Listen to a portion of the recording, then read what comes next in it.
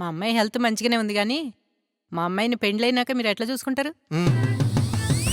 ఎట్లా చూసుకుంటామేంది? మా ఇంట్లో ఇంతమంది ఉన్నాం, ఇంతమంది కలిసి మీ కూతురు ఒకదాన్ని చూసుకోలేమా? మా ఇంటి మహాలక్ష్మిలాగా చూసుకుంటాం, మా కులదైవం కంటే ఎక్కువ చూసుకుంటాం, ఒక దేవతలాగా చూసుకుంటాం మీ అమ్మాయిని. మీ కూతురు కాదు, ఇక్కడి నుంచి మా కూతురు. రేపు పెళ్ళయ్యాక మీ అమ్మాయిని మా అమ్మాయిలా చూసుకుంటాం, అన్ని పనులు షేర్ చేసుకుంటాం. నాకు ఆల్రెడీ ఒక కూతురు ఉంది, మీ అమ్మాయి వస్తే రెండో కూతురు అవుతుంది.